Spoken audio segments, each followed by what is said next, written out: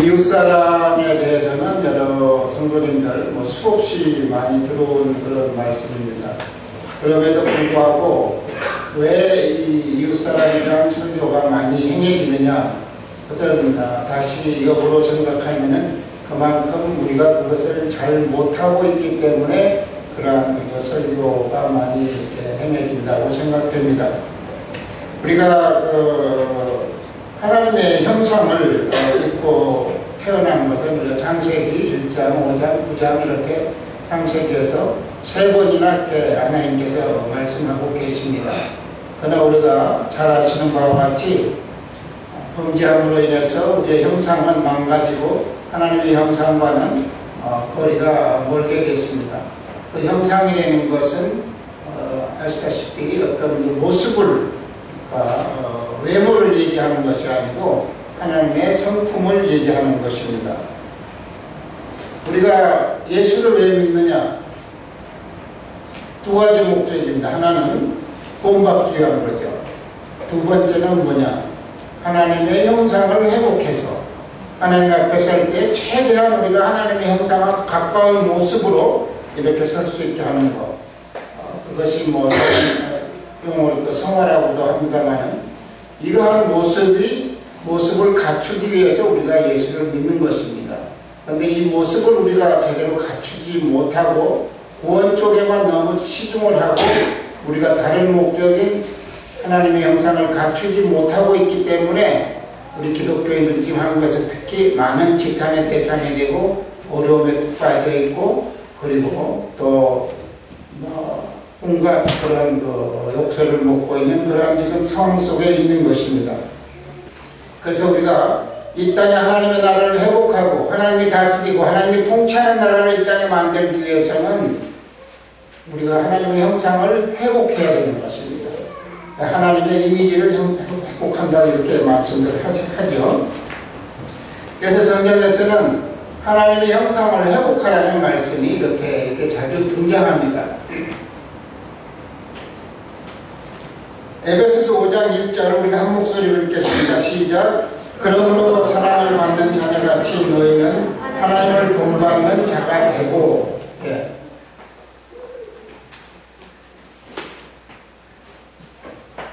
이렇게 하나님의 모습을 본받으라고 했는데 우리가 하나님의 모습을 그러면 어떻게 본받을 것이냐? 하나님 보이지 않는 하나님의 모습을 우리가 어떻게 본받을 것인가? 도마가 어떻게 했습니까? 하나님을 보여주십시오 하고 예수님께 말씀드렸을 때 예수님이 뭐라고 하셨습니까? 나를 본 것이 곧 하나님을 본 것이거늘 왜 하나님을 보여달라고 하느냐? 곧 나를 보는 것이 하나님을 보는 것이다. 내가 하는 모든 모습을 잘 보아라 이거죠. 그래서 우리는 예수님의 모습을 담는 것이 곧 하나님을 담는 것이고 하나님의 모습을 이렇게 회복하는 것이기 때문에 또 그래서 예수님은 완전한 하나님의 형상이라는 것을 골로새서 그리고 고린도전서에서 분명하게 말씀해주고 있습니다. 예수님은 하나님의 완전한 형상이십니다. 이렇게 골로새서 1장 15절 고린도서 4장 4절에 말씀하고 있습니다. 그래서 바울은 하나님 예수님의 형상을 본받기 위해서 부단하게 노력을 하면서 내가 하는 이 노력을 너희들도 좀 본받아서 예수님을 좀 닮아라 이렇게 우리들에게 부탁하고 있습니다. 고린도전서 11장 1절 우리가 읽도록 하겠습니다. 시작. 내가 그리스도를 본받는 자 되는 것 같이 너희는 나를 본받는 자 되라. 이 말씀은 바울이 내 모습을 그대로 닮아라는 얘기가 아니고 내가 그리스도를 본받게 하는 이 노력을 너희들은 좀 본받아라 이런 얘기입니다. 그래서 우리는 크리스찬이라는 무엇인가? 크리스찬이라는 것은 예수님을 닮아가는 사람들입니다. 예수님을 닮아가는데 어떤 사람은 많이 닮은 사람이 있고 어떤 사람은 적게 닮은 사람이 있고 천차만별이죠. 그러나 목적은 예수님을 최대한 닮아가는 것이 성도들의 가는 목적인 것입니다. 그러면 예수님을 닮아가야 되는데 예수님은 어떤 모습을 닮아가야 되느냐? 예수님을 한마디로 어떤 모습입니까? 이렇게 얘기할 때 우리 우리는 가장 쉽게 간단하게 표현할 수 있는 것이 뭐냐면 예수님은 사랑의 하나님이시고 그 다음에 예수님은 섬김의 예수님이시고 예수님은 또 내려놓음의 예수님인 것입니다. 예수님이 사랑의 예수님이신 것은 여러분들 너무나 잘 알고 계시죠. 또 하늘에 있는 모든 권세와 영광과 모든 것을 다 내려놓고 하나님과 동등됨을 취하지 아니하시고 이 땅에 오셨다고 했습니다. 그래서 내려놓음의 예수님, 또 예수님 자신이 나는 섬기러 왔노라 이렇게 직접 말씀하셨어요. 그래서 예수님은 한마디로 어떤 예수님이신가 이렇게 표현하라고 하냐면 사랑의 예수님, 내려놓음의 예수님, 그리고 섬김의 예수님인 것입니다. 근데 우리가 사랑의 이 세 가지, 그럼 예수님 모습을 담는 것을 사랑, 내려놓음, 섬김, 그 세 가지를 닮아가야 되는데 이 세 가지에 대해서 오늘 짧은 시간에 이 세 가지를 다 말씀드릴 수가 없어요. 그래서 그 중에서도 가장 중요한 사랑에 대해서만 오늘 나누기로 하겠습니다. 내려놓음이나 섬김에 대해서는 또 기회가 되면 말씀을 드리고, 오늘은 예수님의 가장 본질, 왜 예수님의 본질이 사랑이십니까? 하나님의 본질이 사랑이시기 때문에 예수님의 본질은 사랑이신 것입니다. 그래서 요한일서 4장 8절에 하나님은 사랑이시라 이렇게 말씀하고 있습니다.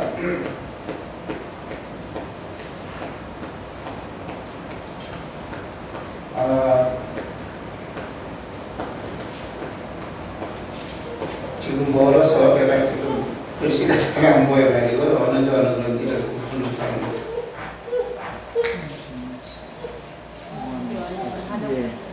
맞는가요? 예. 한번 다 같이 읽을까요?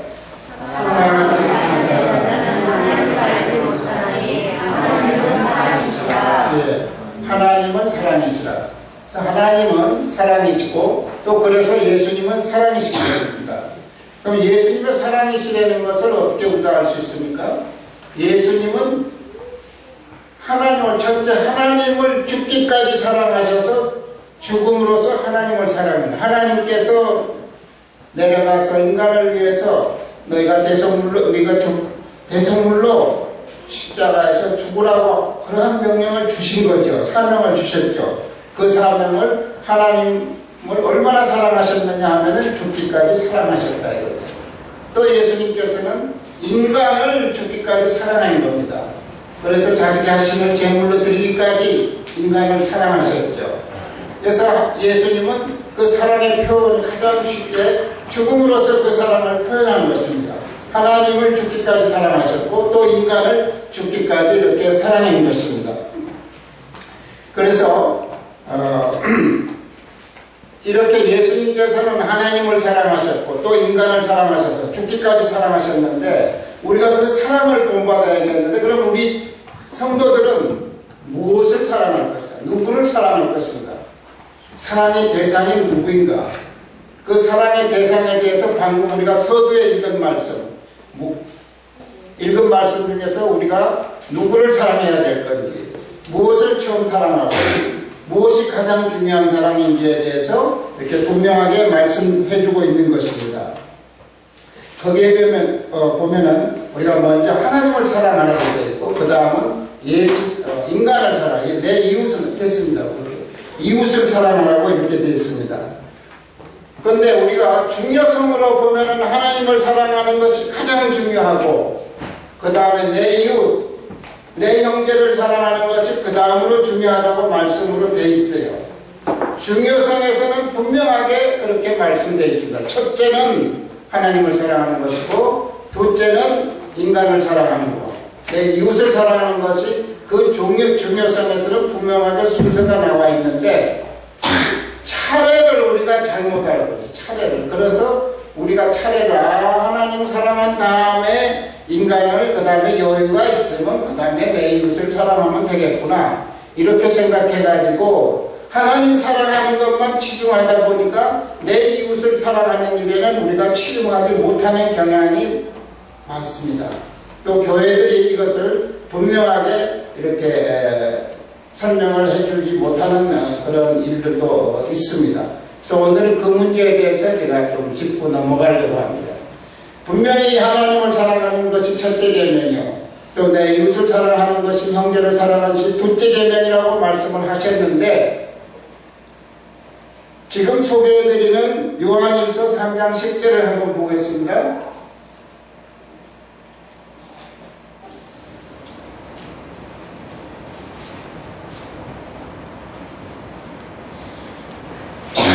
예, 요한일서 3장 10절 우리 한번 읽어볼까? 시작. 이러므로 하나님의 자녀들과 마귀의 자녀들이 나타나니 무릇 의를 행치 아니하는 자나 또는 그 형제를 사랑하지 아니하는 자는 하나님께 속하지 아니하나니.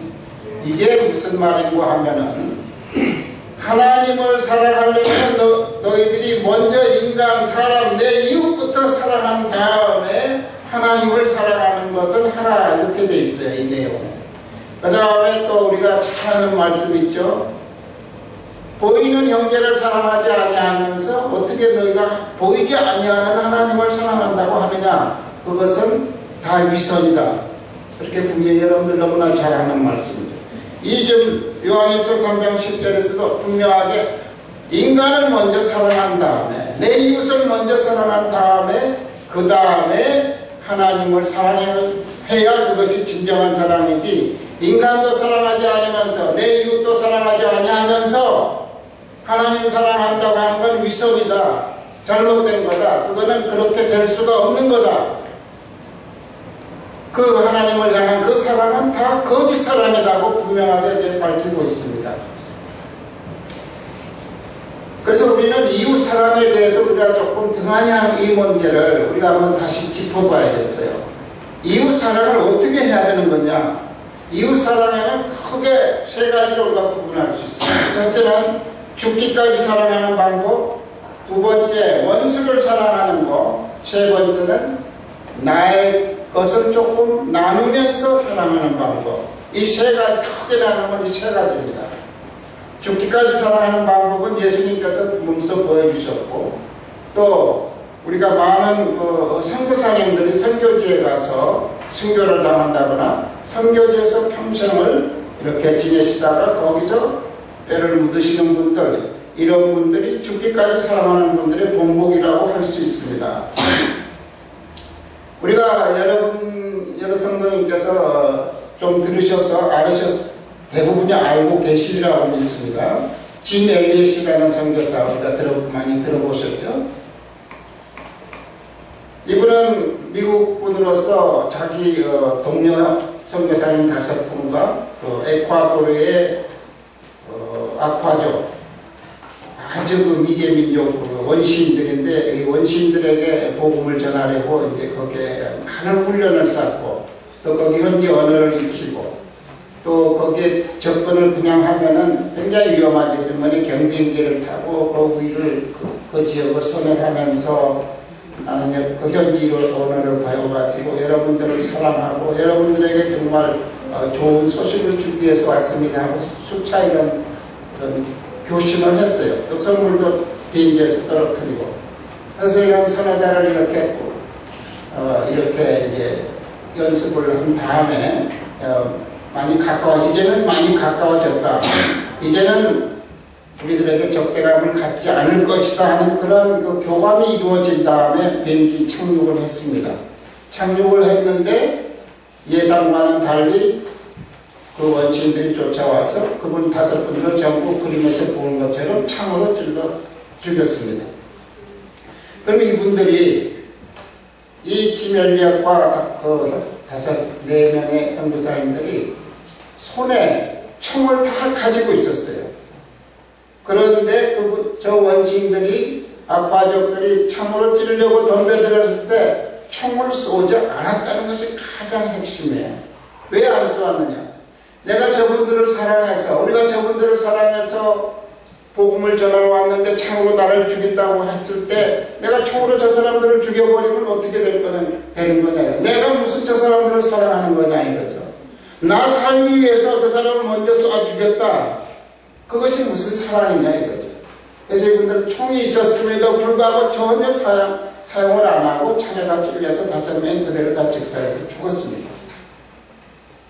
이것이 진정한 죽기까지 사랑하신 것이고, 예수님 예수님의 사랑을 그대로 행하신 분들이에요.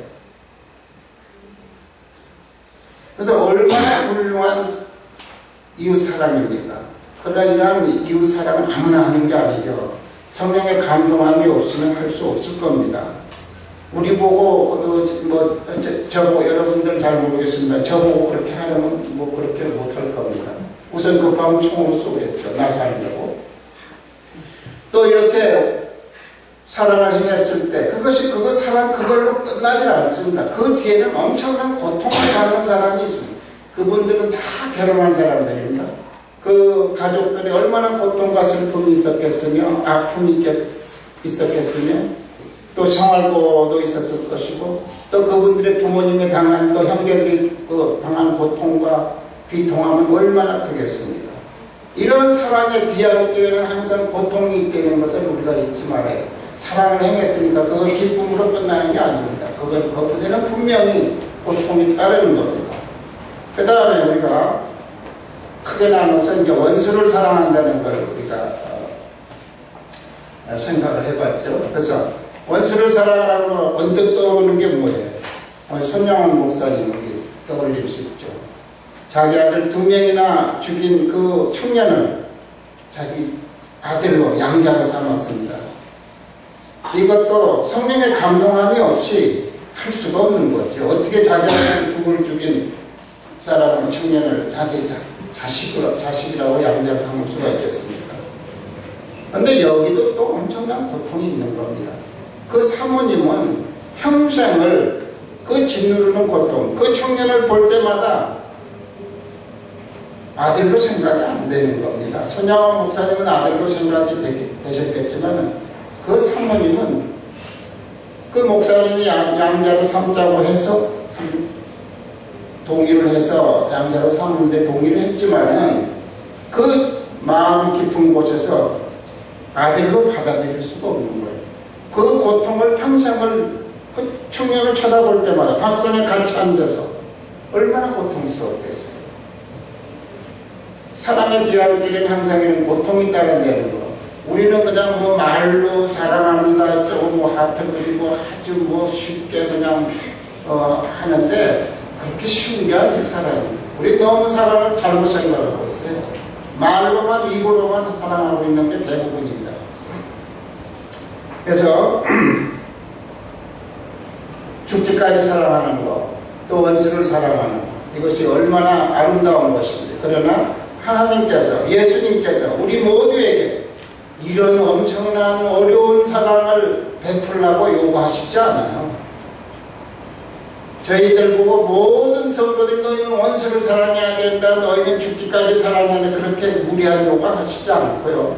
예수님께서 내 이웃을 사랑하라고 했을 때 본을 보여주고 예로 들어준 게 무슨 예를 들어주셨어요? 진정한 이웃이라고 했을 때 누구를 예를 들었습니까? 사마리아 여인을 예를 들었죠. 사마리아 여인이 아니고 선한 사마리아인이죠. 선한 사마리아인. 선한 사마리아인이 죽기까지 이웃을 사랑하는 거 아니고 원수를 사랑하는 것이 아닙니다. 선한 사마리아인이 한 행동은 무엇입니까? 자기 것을 나누는 거예요. 뭘 나눴습니까? 자기 포도주를 발라서 자기 포도주를 사용했죠. 자기 기름을 썼습니다. 또 주막까지 데려가는데 자기가 타고 가야 될 나귀를 타지 않고 그 강도 만난 사람을 태우고서 자기는 걸어갔습니다. 걸어가는 그런 나눔을 했어요. 고통을 자기가 당한 거죠. 그 다음에 뭐 했습니까? 가서 자기 지갑을 열고 돈을 내놓았습니다. 주막 주인한테. 이렇게 우리가 일반적으로 할 수 있는 것은 예수님께서 예를 들어준 것이 선한 사마리아인. 너희들이 선한 사마리아인의 역할을 하라. 이것이 내 이웃을 사랑하라는 것입니다. 내 이웃은 누구냐고 했을 때 내 이웃에 대해서 예를 들어줄 때 바로 이런 선한 사마리아인의 예를 들어준 것입니다. 그래서 선한 사마리아인의 역할을 우리가 감당해야 되는 것입니다. 이런 선한 사마리아인은 내 것을 나누는 것, 그리고 나눔으로써 나의 고통도 함께 따라가는 것, 이런 것을 우리가 예수님께서 요구하고 있는 것입니다. 싱가포르의 콩이 목사님이라고 여러분들 뭐 CTS나 어떤 다른 인터넷 방송을 보면 자주 나오시죠. 이 콩이 목사님은 세계에서 가장 건전한 교회를 하고 계신다 이렇게 지금 평을 받고 있습니다. 왜 가장 조금 전에 죽기까지 사랑하라는 거 제가 한 명을 빠뜨리고 넘어갔는데 배영준 목사님 잘 아시죠? 아프간 사태 때 23명인가요? 너희 중에 한 명을 내가 대표적으로 죽여야겠다 했을 때 배 목사님 어떻게 했습니까? 나를 죽이고 다른 사람을 살려주십시오. 이렇게 같이 갔던 23, 22명을 살리기 위해서 자기가 대신해서 나를 그러면 죽여달라 이렇게 해서 순교당하신 분이죠. 이게 얼마나 어려운 일이겠습니까? 성령의 감동함이 없이는 할 수가 없는 거죠. 지금 싱가포르의 콩이 목사님은 싱가포르의 시티 하버스트 교회의 목사님이신데 이분이 지금 세계에서 가장 주목받는 목사님인데 왜 주목을 받느냐? 설교를 잘해서 인원이 한 6만 명 모이는데 사람이 많아서 주목을 받는 게 아니고 그 전체 교인 중에 반 3만 명이 청년이에요. 그래서 교회가 청년이 가장 많은 교회를 가장 건전한 교회라고 합니다. 가장 미래지향적이고 가장 앞으로 쓰임받을 수 있는 교회 이런 것 따질 때 청년이 가장 많아야 되는 것입니다. 이유는 여러분들 대충 짐작이 가시겠죠? 왜 청년이 많아야 되는지. 저분이 그렇게 커지기 전에 목회가 어려움을 겪고 진전도 없고 이랬을 때 하와이에서 마침 목회자들 세미나가 있었어요. 목회자 컨퍼런스가 있어가지고 거기에 가서 이렇게 컨퍼런스에 며칠간 참여를 하고 있었는데 하루 저녁은 황혼을 쳐다보면서 이렇게 묵상을 하는데 갑자기 하나님의 임재가 물밀듯이 이렇게 몰려왔어요. 그러면서 하나님께서 음성이 들렸는데 마태복음 22장 37절부터 48절을 읽어라. 바로 제가 서두에 소개한 이 말씀입니다. 그래서 37절과 38절을 읽어라 그래서 읽었어요. 또 읽어라, 또 읽었어요. 또 읽어라, 또 읽어라. 거의 50번을 또 읽어라, 또 읽어라, 또 읽어라. 한 50번쯤 읽었는데 무슨 뜻인지 알겠느냐 그래서 예, 알겠습니다. 그러면 39절을 읽어라. 39절을 또 읽었어요. 또 읽어라, 또 읽어라. 계속해서 읽었는데 하나 거의 세진 않았죠. 거의 나중에 이제 생각해보니까 한 50번쯤 읽어라. 무슨 뜻인지 알겠느냐? 예, 알겠습니다. 그대로 행해라. 하나님께서 그대로 행해라. 그래서 그때 알았어요. 아, 우리 교회가 내 이웃을 사랑하는 일에 조금 등한히 했구나. 그래서 하나님이 이것을 청망하시는 거고 그렇게 알고 돌아와서는 예산을 대폭 수정을 했어요. 다른 데 예산을 많이 깎고 이웃을 사랑하는 일에 이렇게 대폭 예산을 이렇게 늘렸습니다. 그랬을 때 그 다음에 내 이웃을 향한 그런 사역을 집중적으로 많이 하고 나서부터 청년들이 몰려오기 시작했습니다. 걷잡을 수 없이 청년들이 몰려와서 지금 그 교회는 3만 명이 6만 명 성도 중에 3만 명이 청년들입니다. 이렇게 제가 이렇게 말씀드린다고 해서 이웃을 꼭 사랑하는 사역만 집중적으로 해야 교회가 발전한다 그런 얘기는 아닙니다. 어떤 교회는 어떤 타겟이 있죠. 이웃 사랑을 집중적으로 하는 교회, 선교를 집중적으로 하는 교회, 또 병원 사역을 집중적으로 하는 교회, 전도를 집중적으로 하는 교회, 여러 가지 스타일이 있지만은 이웃 사랑은 이만큼 하나님이 원하시는 것이다 하는 것을 소개드리는 것입니다. 또 선교를 집중적으로 하는 교회도 많죠. 우리 문 목사님도 선교를 집중적으로 하시기 위해서 동분서주 하시고 계십니다만은, 제가 섬기는 교회는 12명으로 시작했을 때 어떤 선포를 했느냐, 27년 전에 12명으로 섬기면서 아시는 분들은 좀 들어서 아실 거예요. 우리 교회는 앞으로 2,000명의 선교사를 내보내겠다는 걸 비전으로 선포를 하고 제시를 했어요. 그래서 집중적으로 선교를 시작했는데, 그 2,000명이 그때 사람들이 좀 저 교회는 조금 정상적이 아니고 제대로 머리를 쓰지 못하는 사람들이 모였나 보다, 그렇게 생각하는 사람들도 있었겠죠. 12명 모이는 교회가 앞으로 2,000명 모여야 되겠다니까 우스꽝스러운게 생각하는 사람들도 있었겠죠. 지금 얼마나 보냈냐 하면 1,500명을 보냈습니다. 현재 사역하는 선교사가 700명입니다. 왜 1,500명인데 700명이 그러니까 나가서 몇 년 만에 들어오고 하면 이제 이렇게 교체가 되고, 그래서 파송의 숫자로 하면은 700명인데 현재 그 700명 전원을 생활비 100%를 다 보장하고 있습니다. 400명에 대해서는 그건 직접 소속이거든요. 400명은 학자금, 대학교까지 학자금까지 다 지원하고 있습니다. 그 예산만이 1년에 한 130억 쓰고 있습니다. 그렇게 하나님의 어떤 주신 비전을 선포하고 그대로 수행할 때 하나님은 그런 축복을 주시는 것입니다. 저는 터키에서 선교를 6년째 하고 있다가 저희 딸이 갑자기 송사에 휘말려가지고 할 수 없이 이제 저희 딸이 혼자 싱글이기 때문에 제가 돌봐줘야 돼서 이제 그 송사 문제 때문에 선교를 할 수 없이 중단하고 이제 들어왔어요. 6년 만에. 들어왔는데 그 송사가 이제 무려 5년이면 대법원까지 가서 끝이 났기 때문에 무려 5년에 걸려서 재작년에 이제 그 송사가 끝이 났어요. 그래서 작년 초에 이제 그러니 우리 선교를 다시 할 수밖에 없다. 다시 나가자.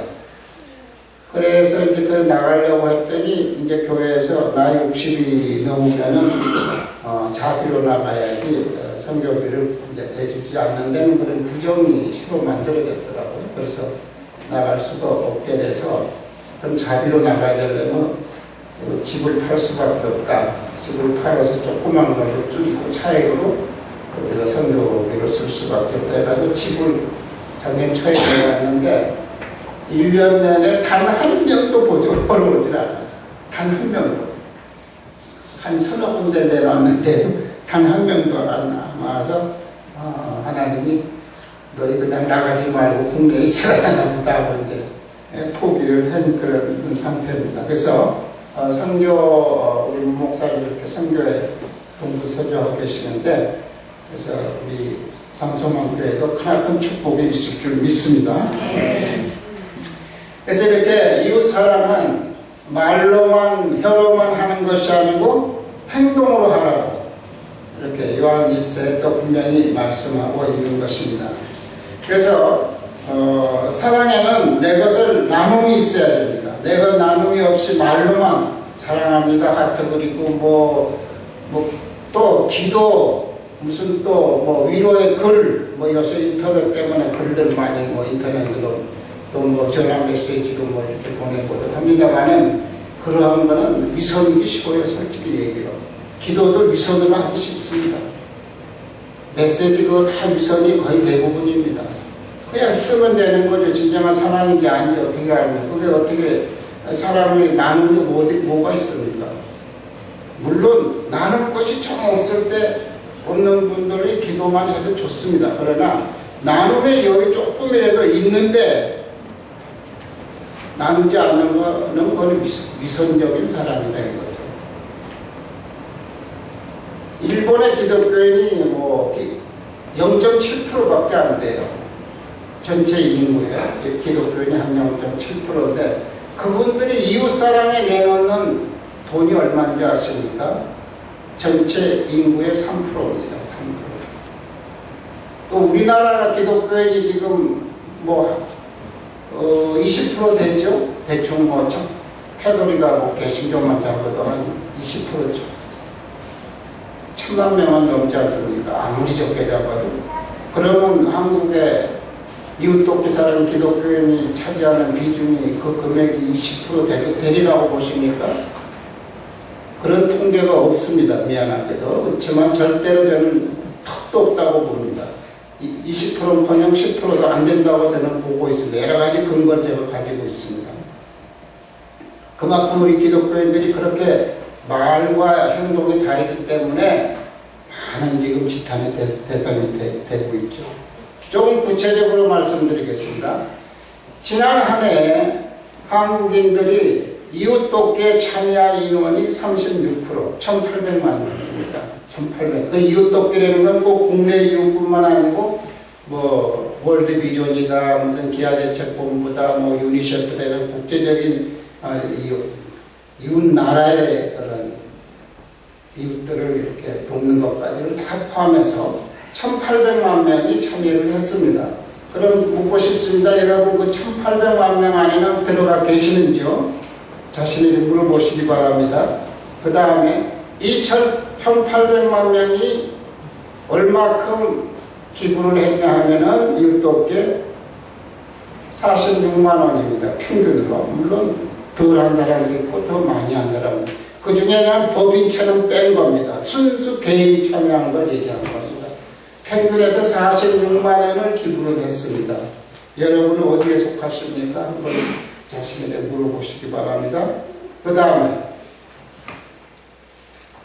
기부한 사람의 기준으로는 46만 원인데 한 사람당 기부 안 한 사람까지 다 전 국민 5천만 명의 숫자로 나누면 그 금액이 1인당 14만 원입니다.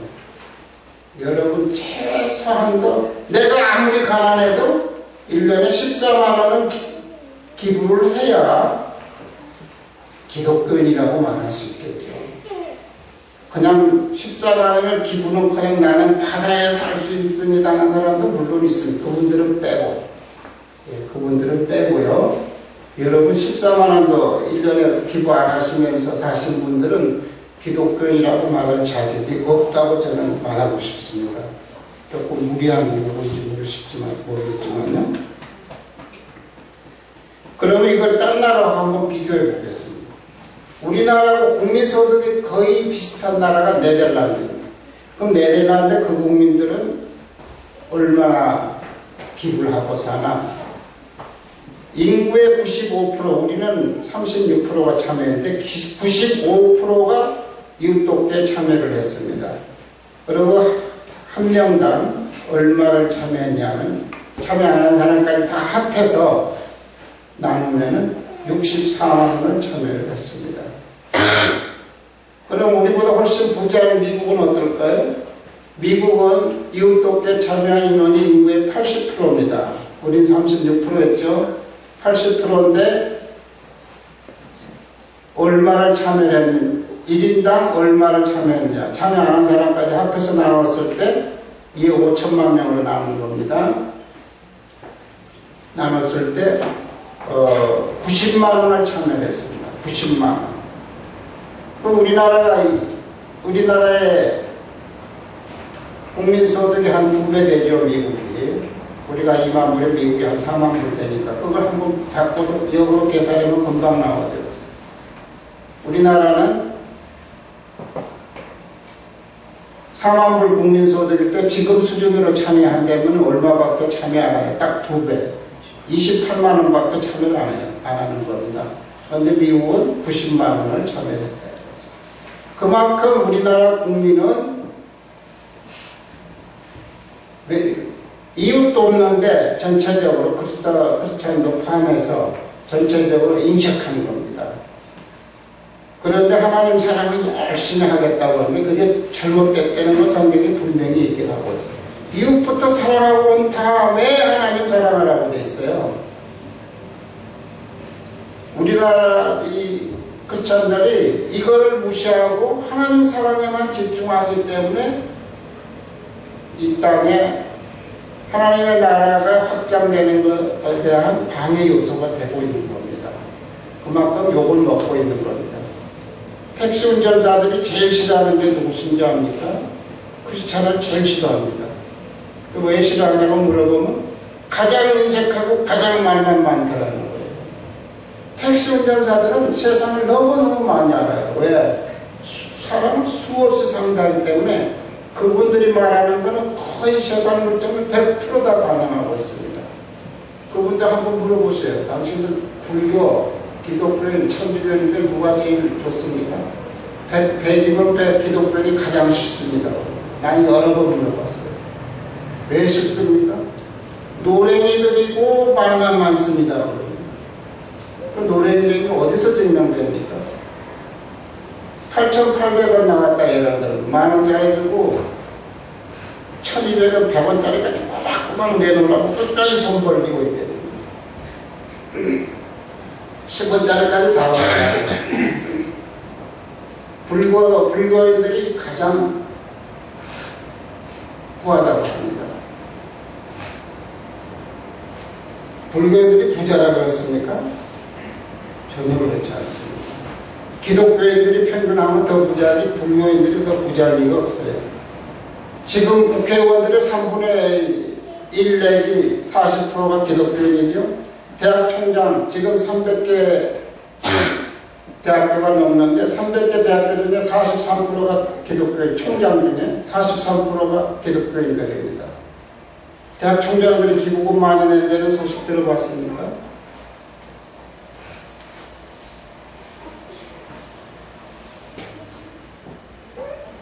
그래서 존 웨슬리는 여러분들 감리교를 창시한 존 웨슬리는 뭐라고 했냐? 지갑에 회심이 없는 회심은 진정한 회심이 아니다 그랬습니다. 자기 지갑 움켜주고 내놓지 않으면서 한 사람 하는 사람 나 뭐 어쩌고 그거 다 가짜다 그랬어요. 지갑과 믿음은 직결됩니다.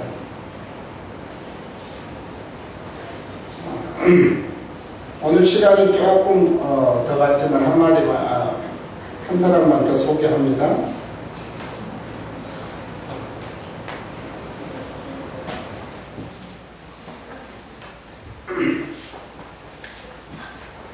그 철가방 우수씨라는 말 들어보셨나요?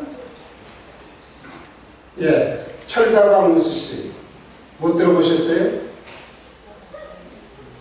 영화인데요. 철가방 우수씨라는 영화가 만들어졌는데 저게 왜 만들어졌냐 하면은 지금 그 오토바이 타고 있는 이제 저분이 지금 뭐 탤런트 최수종 씨인데 그 철가방으로 중국집 배달을 하면서 70만원 월급 중에서 5만원씩 3명을 몇 년, 3년인가요? 몇 년간을 이렇게 도와가지고 15만원을 70만원 중에서 월급 받아서 15만원을 그 불우 학생들을 돕는데 쏘은 사람이에요. 그러다가 몇 년을 하다가 불행하게도 2년 전인가 이제 3년 전입니까? 이제 교통사고로 죽었죠. 그래서 이제 이분의 그 소식이 알려지면서 너무나 아름답고 그래서 이제 기부천사라고 이름이 붙여지면서 그 윤학열 감독인가 그분이 이렇게 뭐 유명한 감독은 아니에요. 기독교인 감독인데 그분이 저걸 영화하겠다. 그래서 이제 영화하려고 했는데 이제 영화하려면 돈이 많이 들어가야 되는데 돈이 없죠.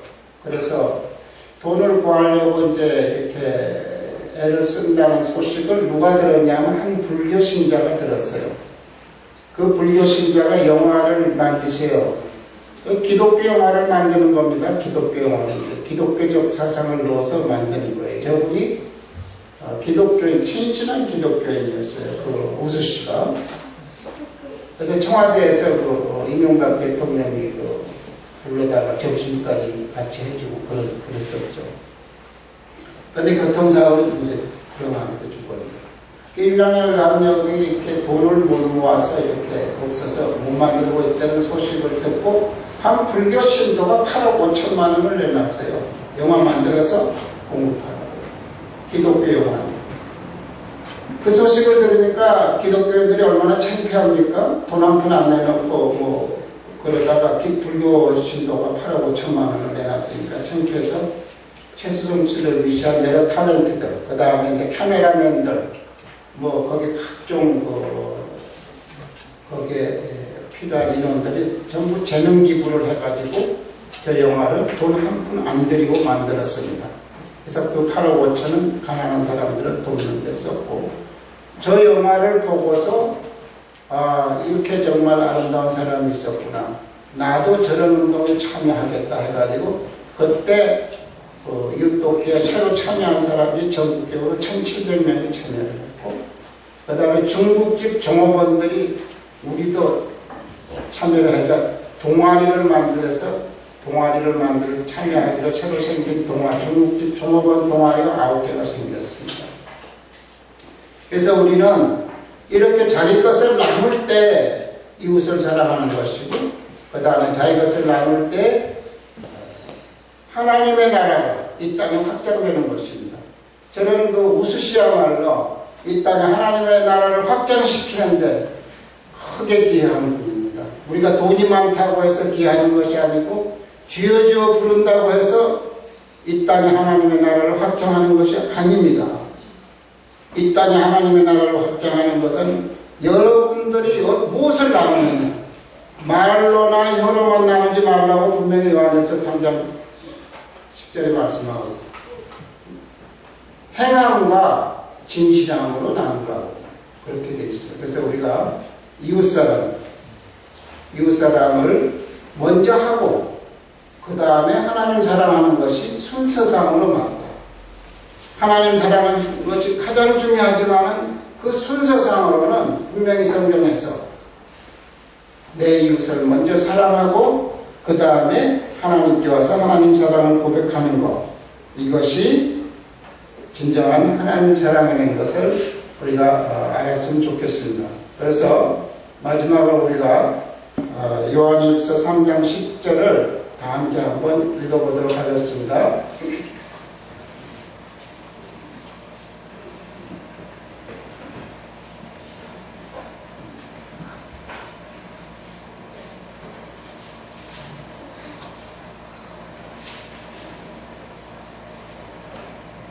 예, 맞죠? 시작. 자녀들아, 우리가 말과 혀로만 사랑하지 말고 오직 행함과 진실함으로 하자. 감사합니다. 잠깐 기도하겠습니다. 사랑의 하나님 감사합니다. 우리가 오늘 이웃사랑에 대해서 잠깐 나누었습니다.